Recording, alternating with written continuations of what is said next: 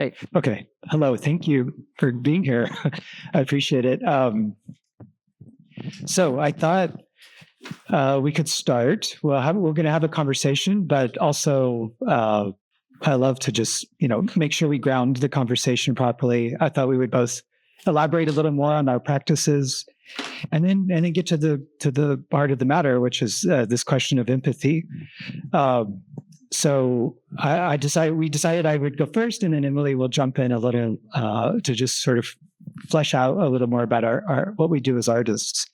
And as Patsy mentioned, I just finished this film that I'm so proud to say the museum has commissioned and built that beautiful theater. I hope everybody locally feels proud that this museum came through to do that. It's not. I've certainly learned as an artist, it's not a given when you ask for something that big and that expensive, and then you got to make the case that it was worth it. And I hope it was. Assuming not everybody has seen it yet, I just wanted to frame out the big picture of that film, which will lead us into the rest of the conversation. And as Patsy mentioned, the film is about this object called the Golden Record. It's about many things, but it centers around that. And what I can say about it in a very brief way is this is an object attached to the Voyager probes, which were launched by NASA in the late 70s. And something I always say that it's very unusual about this is that this is, I would argue, an artwork literally bolted to the side of a scientific experiment, which that just doesn't happen often, that you would do that. Like, what's the point of bolting art to a scientific experiment? But because this probe was on its way out, eventually out of the solar system, incredibly rare event. As of 2024, there are only 5 human-made objects that have obtained this unique distinction of breaking free of the gravitational pull of the sun. But what I love about this from NASA's point of view, and Carl Sagan and others, is that they saw that this was a window, a chance to say something and get it out of the solar system. And the relevance of that is that it means that it's no longer beholden to the long-term fate of our planet, not just our planet, but our solar system. That means, who knows how long we're going to make it. But when our sun eventually goes to a red giant and engulfs the Earth, even then, this object will be free of those conditions. So it's an opportunity to think deeply about what do we want to say if we have one shot. This is 1977 technology. You can't just send your iPhone or the internet. You got to pick something. It matters that you think through what you want to say. And the film tells the deeper story about that. But of all the things on board, I'm just going to get to the big point here.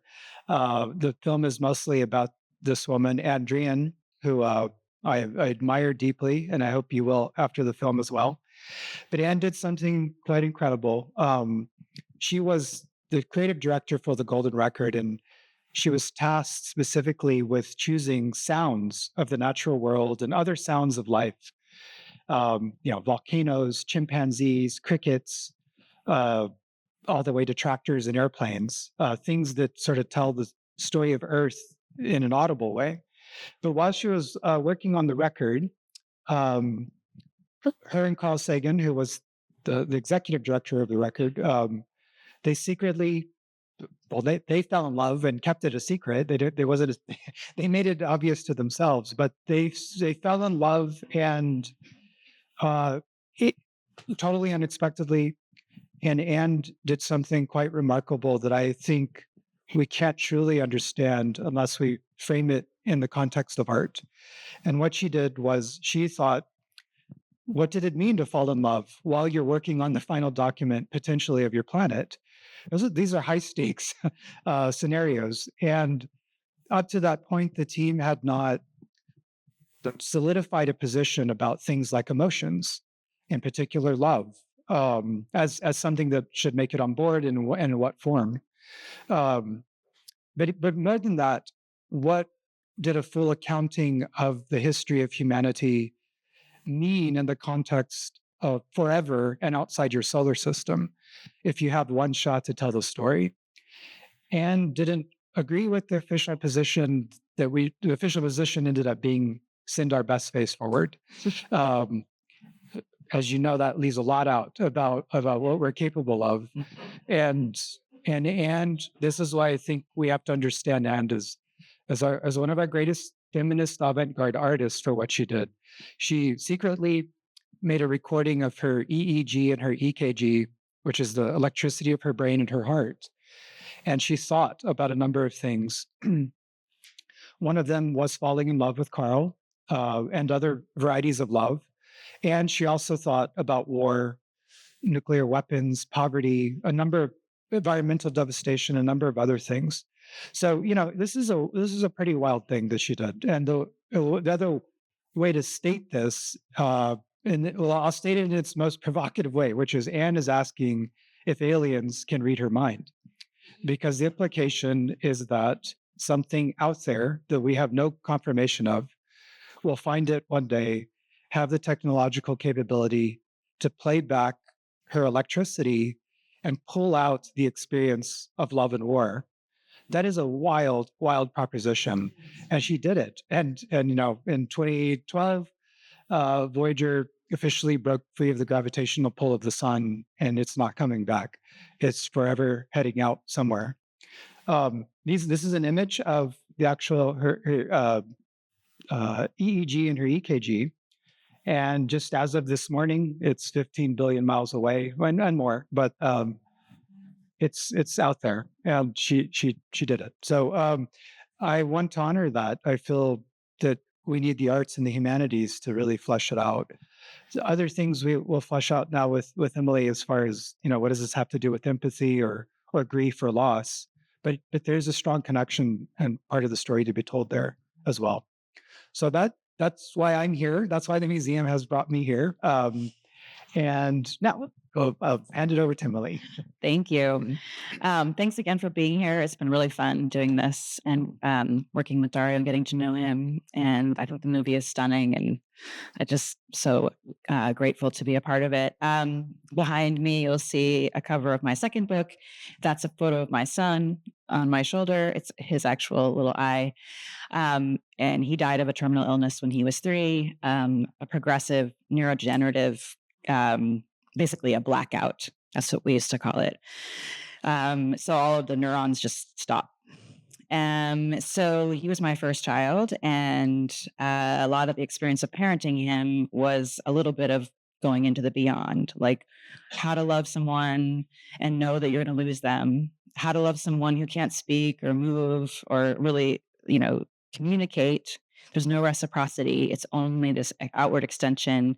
Does it matter? What does it do?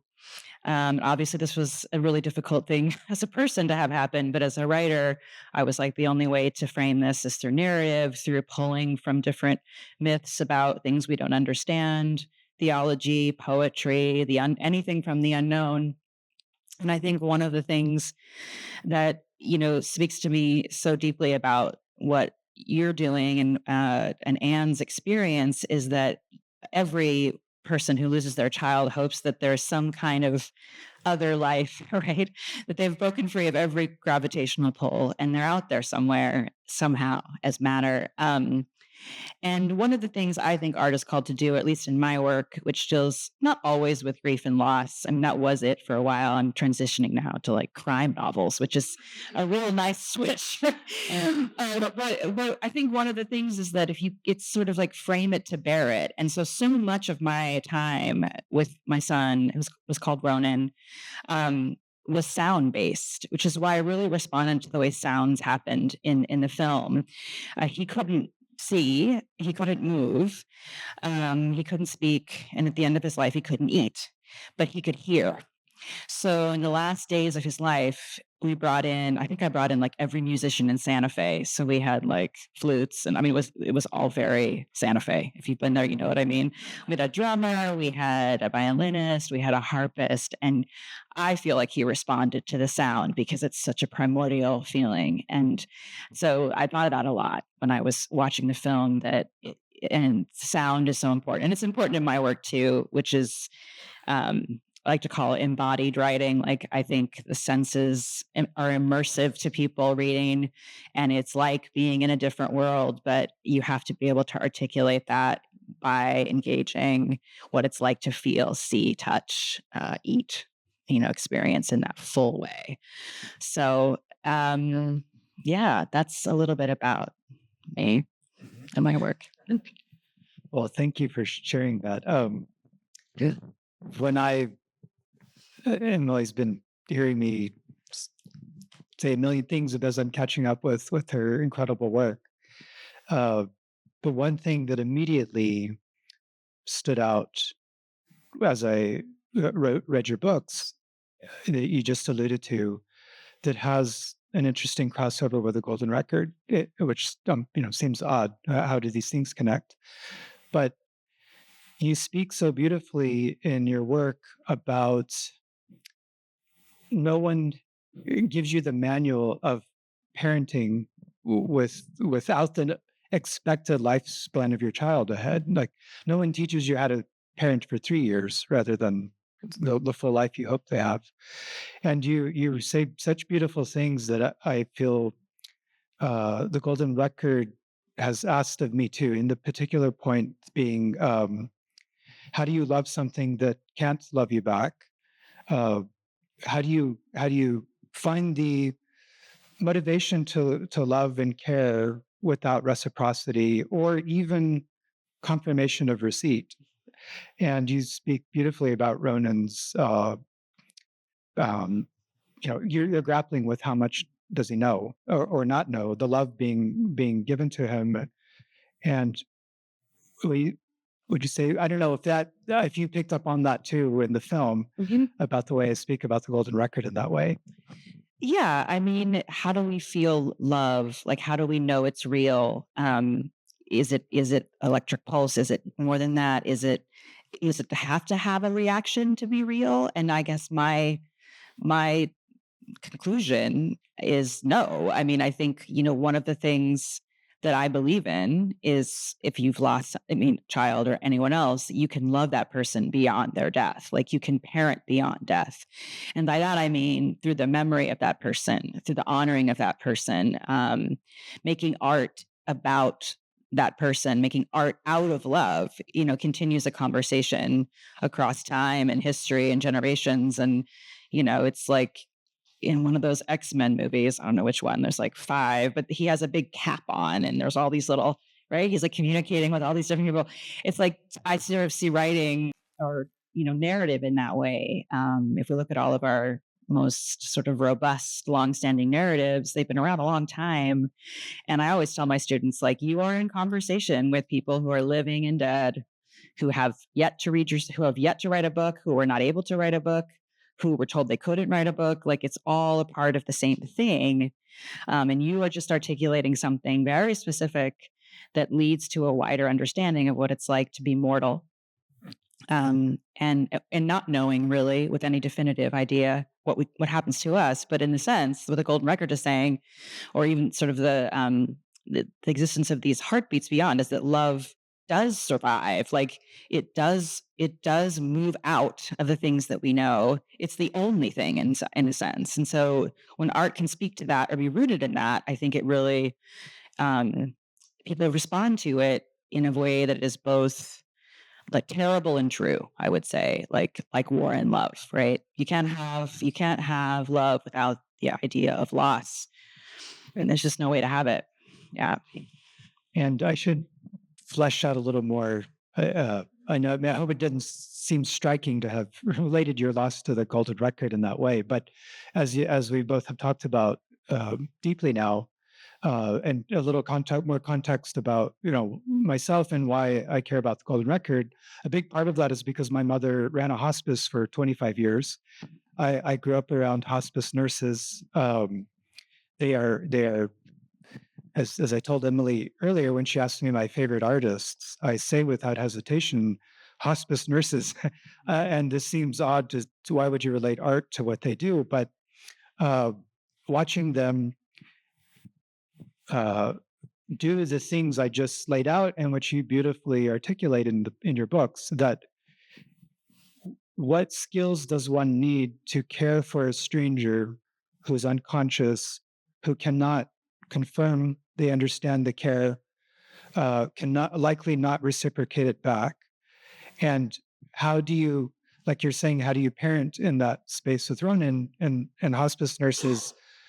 As a little boy watching them, I couldn't have articulated it at the time, but as an adult, I can see now why I was so interested, and because they were the ethics and the motivation to love and care had to arise out of somewhere without feedback in some sense. Like there was no way to know the parameters of it, and they did it anyway. And that has always moved me. And I always say that the model I am reaching for as an artist is a hospice nurse. Can art do something like that in the world? Yeah. That I see in them, and many things, from singing to patients, knowing that sound is important in the end of life stages, all the way to, can ethics and principles arise from just a blank slate almost? And they can, because they do it every day. So I know you have particular opinions about hospice care as well, if you want to elaborate on that. Oh, I think they're just like the angels of the whole medical care system. And I don't mean scary angels. People always think angels are good, and it's like, no, the angels in the Bible are not coming with happy news, right? So I think, yes, that's true. And I think there is an art to what they do. And part of it, I think, is related to, which took me a while to figure out after, in the throes of, being with someone who's dying and watching them die and the aftermath of that and the grief management, is that even if, when you give love, and this is true even if it's not for a child, but for anyone, if you love someone or something, in some ways it doesn't matter if it's received. It's still out there. Like literally, it's out there. Now it's really out there in the golden record, but it's out there. We don't know how to quantify it. We don't know how to maybe empirically trace it in a specific way, but we know it's true and we know it matters somehow. And I didn't grow up around hospice, but my dad is a retired pastor, and he would take me, I'm not sure why he did this, but he would take me to people's deathbeds. Whatever, it was the 80s. He was just like, you're coming with me. We don't have a sitter. And I went with him to a lot of places, and we watched a lot of people. I watched him watch people die. And of course, this is in a religious context. So there's a lot of, reading of Bibles and praying, which is different than a typical hospice situation. But what I remember about that is just this idea of like the holding of the space of the moment. And then it's gone because they're gone. But inside that bubble, it's just pure care. And how amazing would it be if that could be a model? We can't always live in that space, but it's pretty profound and intangible and ephemeral, but definitely has a feeling, like a staticky, juicy, kind of bubbly feeling to it. Or I experienced that as a child. Of course, didn't explain it that way. But, I think that is, I feel like if someone reads any of my books, which are getting progressively less sad, but the really sad ones, I hope that if they're having a hard time, they will at least be like, okay, I can live in the world for one more day. And that means that's everything to me. That's the goal, the ethical goal. Like, don't give up quite yet, like just, I'm here with you. It's really hard. It's like, so I don't mean that in like a bravado kind of way, but just want people to not feel so alone, even if what they're experiencing is incredibly alienating and isolating, like losing a child. Yeah. Yeah. I'm sorry, James, I have to ask you a quick question. I would love Emily to read a section of your book, and I left it back there. Can somebody bring me my back? Bring me my back. Because I wanted to. Oh yeah, that's right. You wanted me to read. Okay. Yeah. Well, because there's something else that's very interesting as I was thinking about your work. Thank you. Sorry, this is awkward, but I will do this real quick. It's okay. I have all her books in here. Oh, it's nice. Yeah. Here, can I put this back? Thank you. The reason we talked about this is because, the other interesting thing I love talking across disciplines. And so, we have a sculptor / filmmaker and a writer together talking, and that intrigues me just at the level of process and knowledge. And I've been very moved by your discussion of materials. So I talked to you earlier. I said, when I was reading your digressions into materials in A State of Grief, that it was as if a sculptor was writing it. I felt a way of connection in my own work. And so, a writer meditating on sculptural concerns, a sculptor meditating on language concerns, we have this crossover. And so I thought we could frame that with you reading this one particular section about butterflies, and I happen to have a sculpture about butterflies in the piece, which I would love to just play off of a little bit. Let's see, it was on page 134. 34. 153, and then? Oh, did I tell you 153? I think you did. It's in there somewhere. It's a lot of butterflies in that. So, wait 1 second. You remember it's 134. It's 134. Sorry, whoops. I'm sorry. Where's the docent? Butterfly. Oh, the docent. Okay. Okay, almost there. No worries. Here, I need for autonomous. Oh, use more. Okay. Okay, I got it. But there's this beautiful reflection on butterflies and I've studied butterflies quite a while now, and I was so impressed with your insights on them, and I wanted to build off that. It's sort of the end of okay. Yeah. So this is the context for this is my daughter, who's now 10, is a little tiny child, and we go to this butterfly exhibit in Palm Springs. As I'm leaving the butterfly exhibit, holding a sweating and glassy-eyed Charlie, who is limp with fatigue, long strands of damp hair curling around her ears, I asked the docent responsible for ushering people in and out at carefully paced intervals, "Do the butterflies die if they break free of this room?" The thought is both sickening and oddly appealing. Maybe they feel confused in there. Maybe it would make more sense to roam above the Mexican wolves and the cheetahs and leopards, the giraffes and African hedgehogs and gazelles in the living desert. How would they survive under normal, brutal life conditions, particularly given their brief lifespans ranging from 3 days to a year? Would they be killed as quickly as I squash the centipedes and tiny spiders I sometimes spot scurrying across my living room floor? Would a scientist wielding a net trap them with the flick of a wrist? Apparently, Nabokov had a signature wrist movement for this. He was very skilled at trapping insects. "Butterfly," Charlie cries. Later, I will learn that Nabokov, after once hearing a child say flutterby, thought a revision of the word butterfly might be betterfly, that is, one bigger and brighter than other flies. The docent shakes his head. "A butterfly with an injured wing can still fly," he tells me. "It just won't look the same." He pauses. They just go. They get on with it. This resonates with me, the idea that a rupture in the body, heart, or mind that isn't fully mended doesn't prohibit life or the full living of it, through both joy and pain. In the case of butterflies, this might be a prominent defect that affects, but doesn't entirely eliminate flight. Butterflies don't think about being uneven or inelegant or made incorrectly or recently damaged as they move, but instead carry on with what they were designed to do: fly, live. Watching a splinted butterfly stumble up into the air or an injured bird struggle with a broken wing is uncomfortable for humans. Yet the lack of self-consciousness and the awkwardness or even incorrectness of that movement is, for me, the epitome of resilience. It's less about finding a hidden source of strength and more about softening to the unfairness and beauty of the world, accepting its smooth grace as well as its sharper edges, pain with benefits, happiness with blood in it. Cindy. Yeah, it's so beautiful. The non-heroic resilience, which there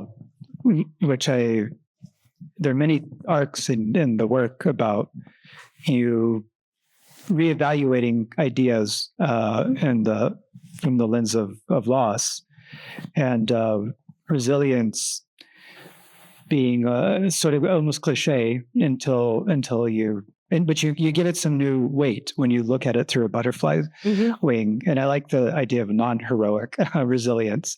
But what struck me about it, beyond that it's a butterfly, but it's also a beautiful meditation on things and materials. And I thought I would segue just a little bit and see what happens if we talk about butterflies from our respective ways in this piece that's also in the show. And so hold that thought, a beautiful thought Emily just said, and let's see what happens if we look at this piece through that. But what I did in this piece was, it was one of my first works to, I'll come back to that image. It was one of the first works sculpturally that I really tried to think and get my head around the problem of the golden record. One of its many problems, as far as is there anything out there to find it. Another one is, what do we mean by successful communication? And all the problems inherent with, cross-species communication. We don't even have to leave the planet, and we have lots of problems. Just stay within our species, and we have tons of problems of clear communication. So before we ever get off planet thinking about alien minds and his love, universally understood across time and space, let's just stay here for a moment. And what you're looking at are three species: whales, butterflies, and humans, each who have evolved incredible organs of communication and sensitivity. In this case, from the whale, these things will look like stones. This is the inner ear bone of now extinct whales, tens of millions of years old. I had actually framed a question to myself, which is, what is the oldest biological material on the planet that had a direct relationship to intentional living sound, that this material's task was to absorb and translate meaning through communication. Now, there's older fossils, but 10 million years is pretty old. And what gives an advantage to me as a sculptor here is that these whales were so giant as they are today. The third inner ear bone, which in a human mostly would fit on the tip of your finger, the bone that's vibrating, that's doing the work of absorption and translation. In a whale, these are very big, like they fit in the palm of your hand. For fossil hunters, this is good because it means there's a better shot. They make it through the fossilization process and can even be found at all. So the scale of the creature really matters here. But these are creatures that they have to communicate over long distances underwater, and these arguably, evolution has not made something much more delicate or sensitive than an inner ear bone of a whale. But perched on it are these butterflies, the antenna, which you didn't get to the part, I think it was a little further down in the book, but you say these beautiful things about antenna. Right. Yeah. God, I remember that. Yeah. But they're also these exquisite organs of sensitivity for what they're capable of doing, how information is received and translated. But the twist here is that the antenna, this is actually made with stretched audio tape of Bob Dylan singing Desolation Row here. So again, we have three creatures, three species, all really interested and invested in clear communication over time and distance, artistically, saying something about the individual is communicated. It's very important. Specific information gets translated in all of these ways. But my question, as I was thinking about the golden record, was, is that enough? If you bring your best tools to the meeting and your best intentions, everything wants to communicate in a meaningful way, can you? And as much as I hope that to be true, there's no way for these three species to ever truly understand each other, even if they're literally standing or perched on each other's shoulders. And so that was a way for me to get my head around other themes we're talking about today, I think. Like, what does resilience mean here?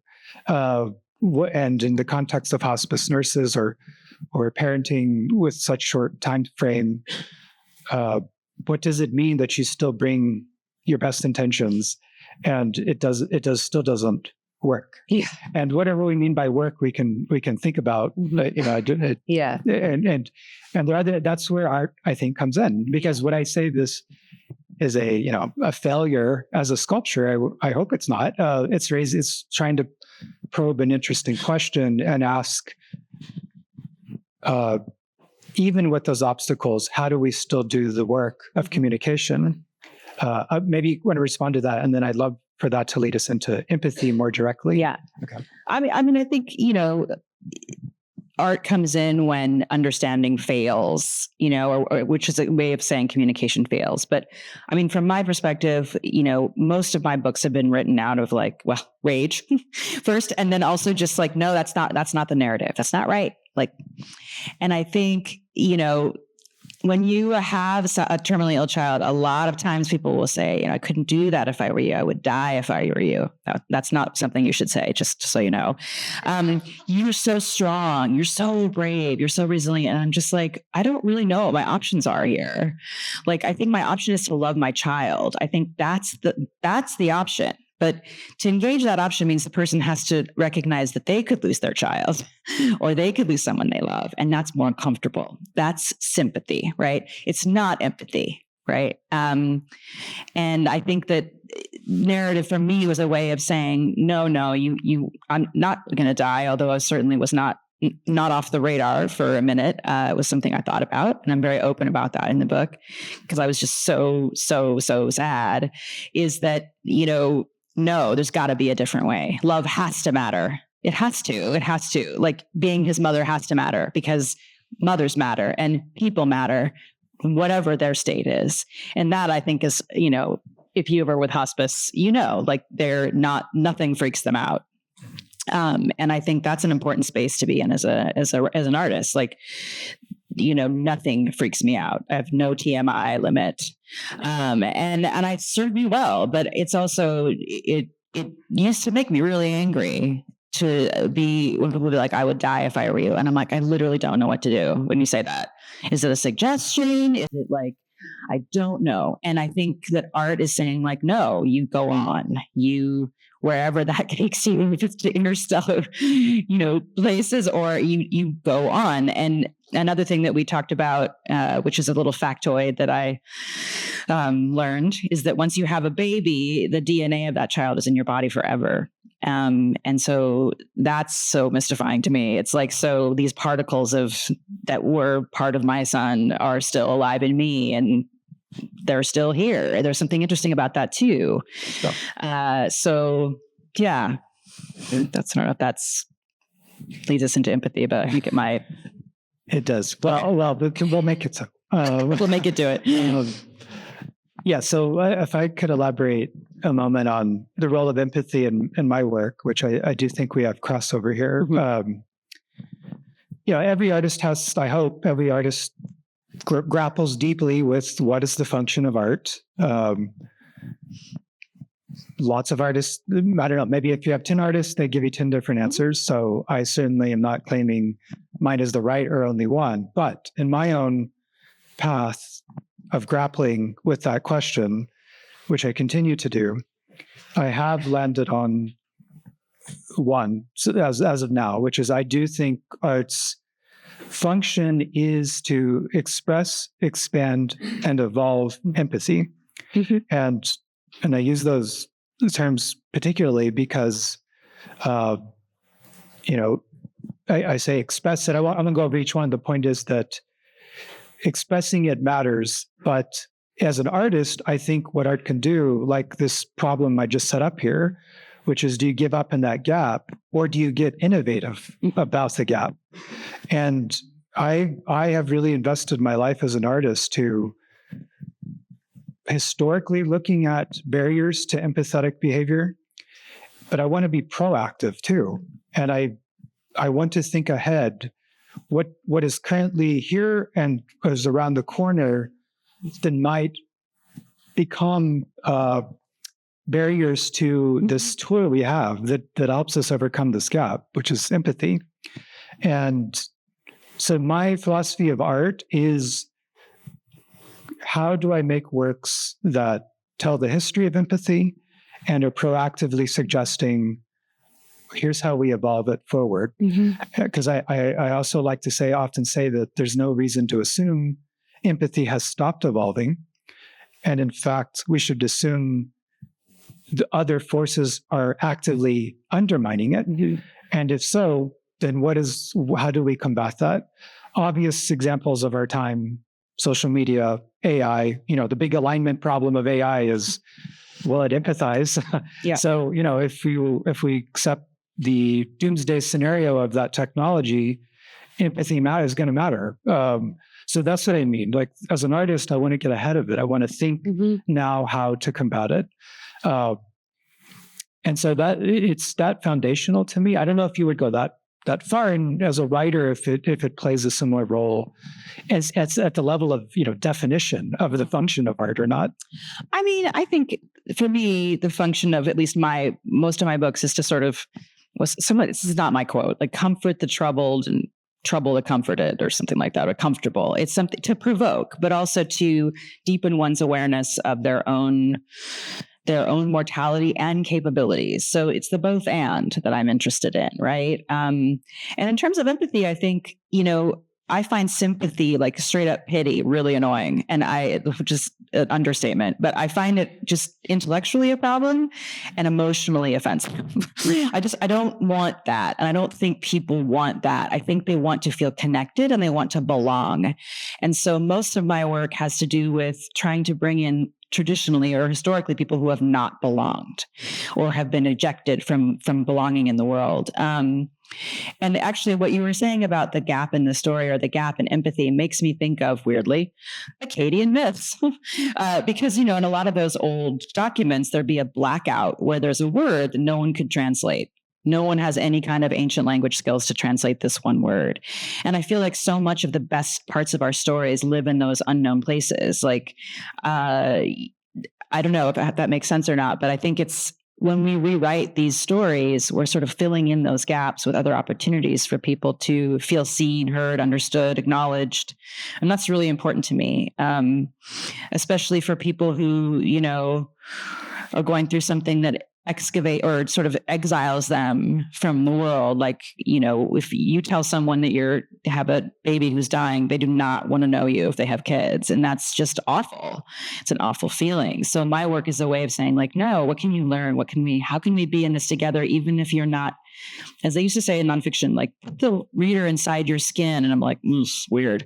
But like, you can bring them close. Like, it's about intimacy, right?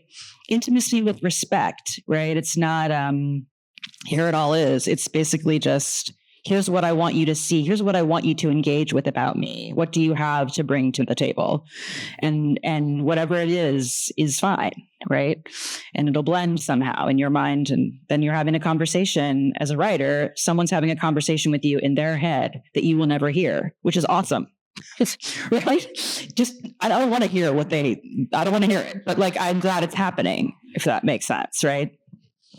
Okay, intimacy with respect. I like that. Another way of defining empathy, perhaps. But Patsy, how are we doing on our time? It'll help me decide where did Patsy go. 10 minutes. Okay. Yeah. Okay.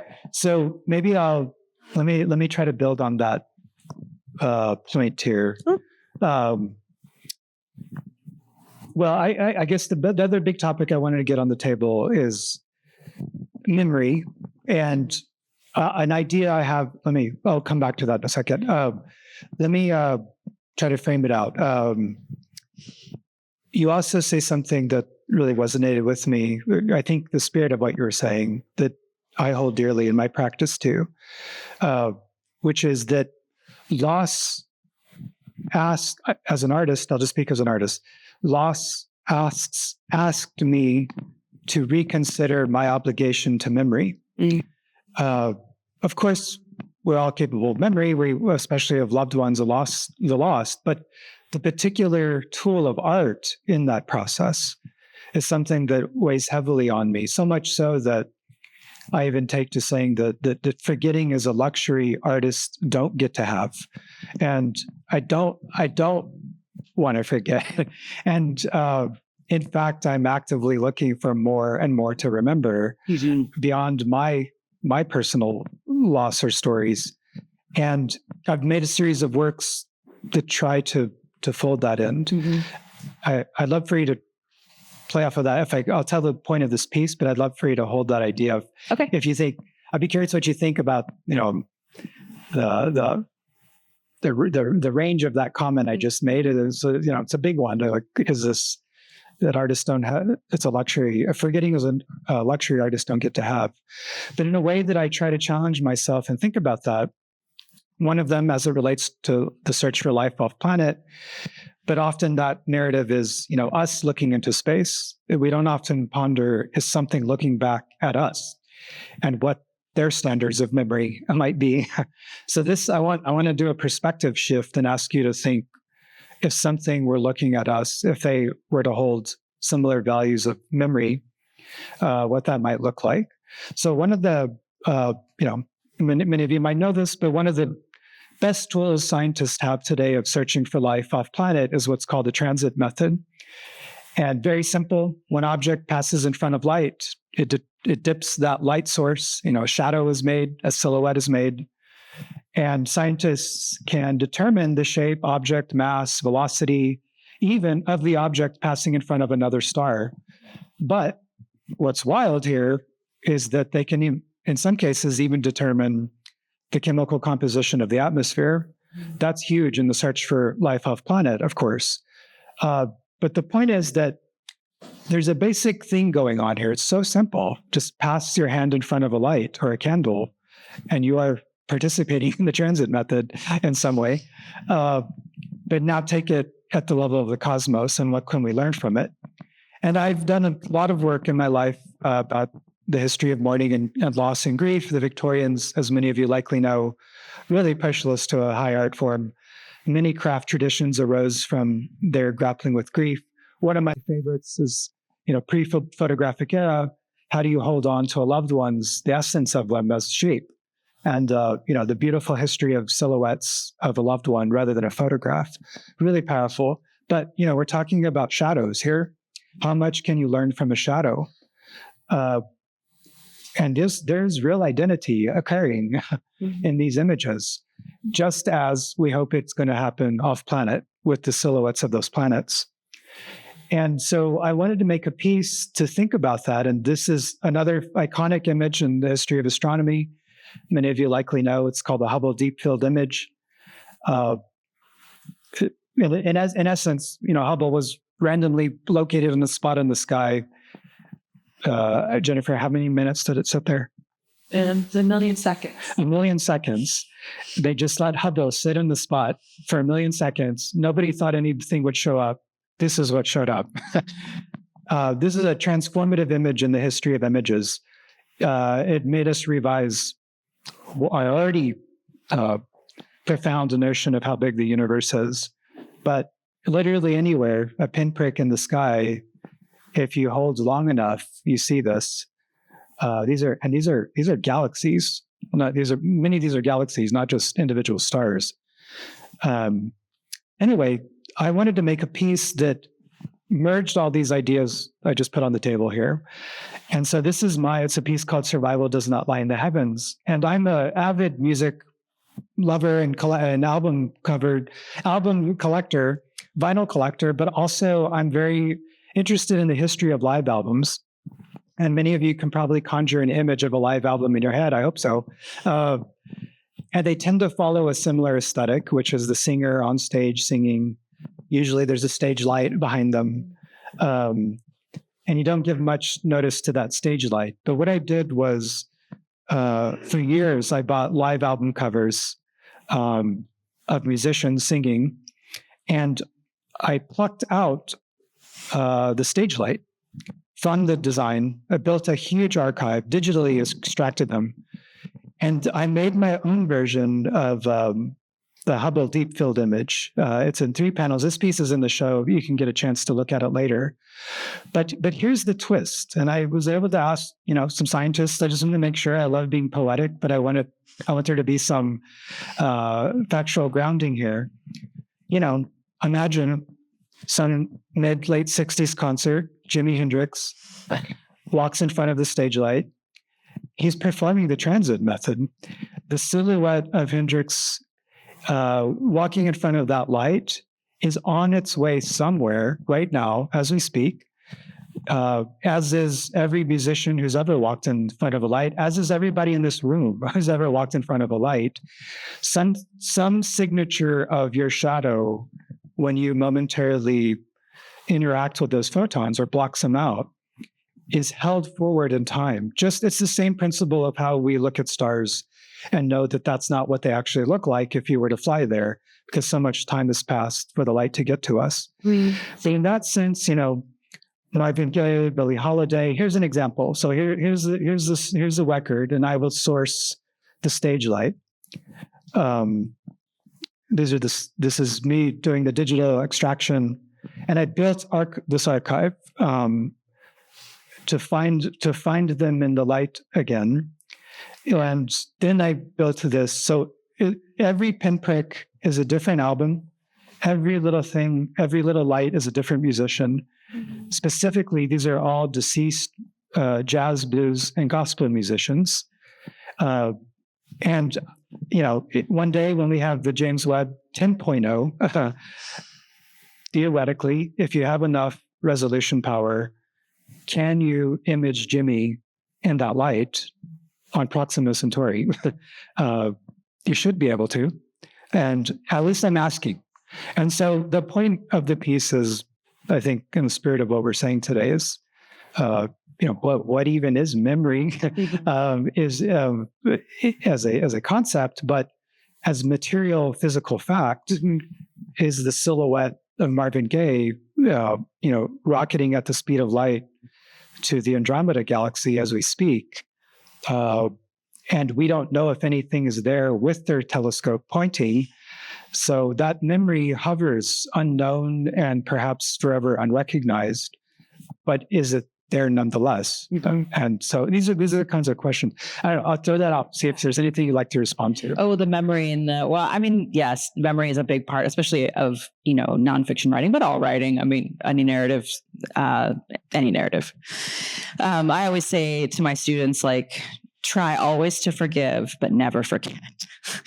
And by that, I mean, and I don't mean necessarily in even the prose, but don't forget how things feel in your body. And so sometimes I have them come in the classroom and make them sit down and they all get settled. And I'm like, okay, we're all going to go outside. And they're like, oh. And I just go outside and don't do anything. Don't get sucked into your phone. Don't, whatever you do when you're 18, just go and sit somewhere and see what you notice. Write everything down. The sounds, like the freeway where I teach this by freeway, birds, what do you hear? What are you touching? What are you not what you're thinking about, right? What do you feel? Because memory is a sensory experience. We think it's just story, right? We think it's our thoughts, but our thoughts aren't the thing. It's how we remember how it feels. If you think of your earliest memory, it usually has light involved or heat or at the shadow of something because you can't quite see because your eyes aren't ready to do it yet. Smells, right? So I don't know. I think there's something, memory to me is a living thing. It's a tactile thing, just like prose and story is a living thing. You write a story, but it's not set in stone. It's always changing because people are always reading it and therefore changing it because they're remembering it differently. So it's always evolving. It's I think some writer, I don't remember who, said that all memory is an interpretation. It was a Russian writer. I don't know which one, but I think that's what that guy said that. All memory is an interpretation. You're already shifting it as you're thinking about it. The way to nail it down as much as you can is to feel it in your body. Yeah. Okay. Well, I guess we should leave a little time to discuss with the audience. If you have any questions, I'm not sure. Patsy, what's our procedure here? I don't think we need to use that kind of no mics. Okay. Raise your hand if you have a question, but then you should Yeah, thank you. select. I'll guess. God. Hey, someone's got a question. Okay. Yeah, I can see. Yes, right here. This question is for Emily. I'm reading Sanctuary, and it's beautifully prosaic, but it also still feels like there's a story. That's good. And I'm kind of in this memoir voracious book one phase, and I've been reading a lot of memoir. And the last few I've read, it felt more like a collection of essays, then holding on to a particular beginning, middle, and end. Mm-hmm. Whereas what you were doing did that. And also recently read Chuck Palahniuk's book about writing. Mm-hmm. And it's interesting that a writer who, in Chuck Palahniuk's case, is very versatile and takes on all these different voices, had some really interesting nuts and bolts, basic things to say about writing. So my question for you is, in considering memoir and considering how poets have been able to find that still keep to a story, is there anything that you could speak to, like some really surprisingly nuts and bolts advice that you would give about writing memoir, or just in general what it is to engage in memory with loss and with love? Good question. I'm less of a nuts and bolts girl and more of like a dreamy, fairy, looking around girl in terms of writing. A lot of the writing I do, I feel like is intuitive and instinctive. So what I would say is the way that I get into my stuff is to stuff. Like if I'm like, I'm going to write about this thing, I'll be like, okay, I've had to have 5 moments of what I call rupture. And that could be a happy rupture or it could be a sad rupture. A lot of times it's sad, but it could be happy.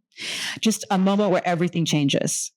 And then take each one by one and spend 45 minutes just remembering everything you can sensory about it. Don't tell a story. Just remember like the sights, the sounds, the smells. Do that for each one and see where you go. Yeah. I don't know if that's a nut or a bolt, but it's like, it's an exercise and I use it all the time and it's like magic fairy dust. Okay. Yeah. So. Okay. Any other questions? Yeah. Okay. Wait here. Me? For Emily, I love your conversation about memory. And Allen Ginsberg says, notice what you notice, those dictums. And memory seems always to be a reconstruction at the moment that you're thinking of it. And so your exercise, it's almost like something gets dismembered and then and putting that together is part of the practice of making art. Is we wanted you to speak to that. Yeah, I mean, I think what you're actually talking about is revision, maybe, or revising in some ways, because the first thing you get on the page or the first form of an artistic piece is never the last form. It's never quite matching up with what you had in mind, right? So for me, it's, I love to roll things around. I think that's like some term is like ruminate. I think it's not good for you, but like just, do I remember anything else? And once you start to have that memory, it starts to like send little flashes of light, I think, into like, oh, what is connected to that? What's not connected to that, right? And a pro tip, not really pro tip, but a tip or a bolt or not or whatever, is to, if you have other interests, like if you like to read other things that aren't creative writing when you're writing, that can often do it without any work on your part. Right. So I read a lot of like dead white philosophers because that was what I studied in grad school. And so when I read that, first of all, I'm like, what are you saying? And my brain is so busy trying to figure out what they're saying, usually in German, that my creative mind is like, help, I'm over here, I'm doing something. And that's when the memories start to come because I've distracted something else. Yeah. Okay. Any other questions? Yeah. Okay. Sorry, I can't see us so well. Good one. Yeah. When you talk about empathy, we usually think that we empathize with the sadness of someone having a tragedy in life with something horrible going on. Shouldn't we also be able to empathize with our friends and relatives that have something good going on with our lives? Yeah, I think we've just tilted it towards loss and grief for the obvious reasons, I guess. But yeah, certainly empathy across the board. Mm-hmm. It's not hindered by any subject of matter, really, or emotional experience. That I would certainly say it's meant for every emotional experience. But Yeah. I guess in loss, there's also memories that are good and feel good of the person that you want. Always stay within loss. Yeah. Having your friends, being able to talk about them, Yeah. others, and the empathy to see how you're coming, where you're at with that. Yeah. I think that's, people are always sometimes afraid to talk about someone who's gone or talk about something happy that what they did with them, right? Because the person's dead, and they're like, oh, that seems disrespectful. But I actually think it's amazing. People are like, oh, tell me your favorite memory about Ronan, or say his name, or remember that one time he like threw up everywhere, and like, a place we took him where the babies weren't supposed to be, or whatever, like, something silly, something fun. Like, it's okay. Yeah. To remember those things. It's not all just the sticky stuff, right? It's or whatever. Yeah, I think that's true. How are you doing with that? Like, not being afraid to ask questions, but then also waiting around for the answer. Because sometimes people are like, oh, how's that going? It's like, empathy requires attention, exquisite attention. And I think a lot of times it's hard for us to understand how that looks and feels in our day and age. Jennifer. I want to ask about a question. I think it's about sentimentality. And one of the things I love about Sanctuary, Emily, is the way you take apart the word resilience. And people call you resilient for going through everything you've gone through, and your reaction to that was that those words coming at you don't seem to describe what you're actually going through, that they seem superficial, sort of Hallmark card-like. And so you dive into this word, into this experience, and show how complex and naughty with a K. Yeah. And I just, Dario, you've always also talked about moving into the cliche. I mean, you're an artist who's done all this work on the heart. I mean, what's more of a cliche than the heart? Love of the heart. In some ways, I think your work is really radical because it does actually move into this sentimental region that is not the comfortable space for contemporary artists to be. But yeah, always supposed to be about irony and distance and so forth. So it seems like this is something that you both share. I think you're coming at it from different directions, but maybe you could talk a little bit about how you relate to these, feelings that can so easily become superficial or be treated that way. Okay. Yeah. So I remember a turning point in my life as an artist. I'd be so curious what you have to say about this too, is